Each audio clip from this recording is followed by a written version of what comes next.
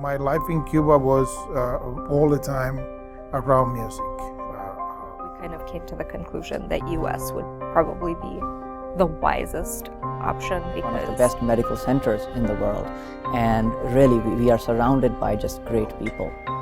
Find a taxi and go home. I'm in New York, what am I gonna do? So I sat down and I said, okay, God help me. I have been an immigration lawyer for almost 25 years now. And I would come home from meeting with various clients, all walks of life, all parts of the world. And frequently I would think to myself, I've just heard the most amazing story. And this is a story that other people would most likely want to hear. But of course, as a lawyer, I have a responsibility of confidentiality, so I couldn't. But I kept thinking that this is something someday that I would like to see done. And frequently I would also say to my clients, I'm thinking eventually I'm going to do some kind of project where I would tell these stories, and would they be interested? And many people said yes, absolutely, they would love to have this opportunity to tell their stories. And when the time came, it was really about 15 years after I started thinking about this, I put together a team of people. So when we put it together, we were quite pleased, and we actually won a number of awards for the book. But Ali wanted to take it another step further. He kept thinking that, these stories need to be heard by Americans all across the country.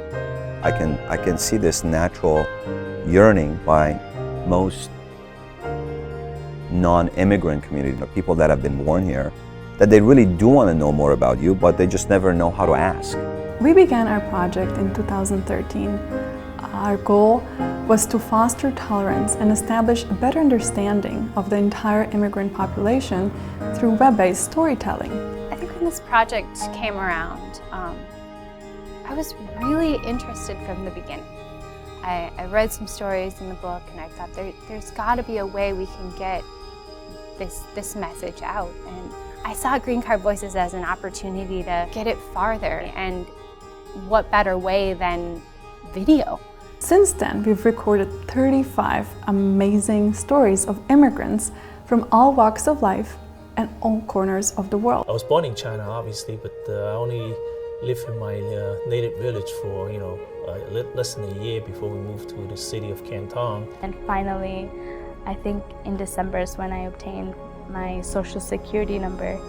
And then after that, I think everything has just changed. The moment I started studying architecture, which is 1987, the crisis started to erupt. I was the last child of 6, so my mother was a very brave woman.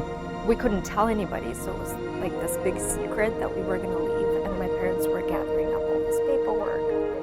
And this girl turned around and she's like, why are you running away? I'm like, what do you mean, why am I running away? She goes, well, you used to live with lions and tigers. You're from Africa. I'm like, I've never even seen a live lion in my whole life. It really doesn't matter where people come from.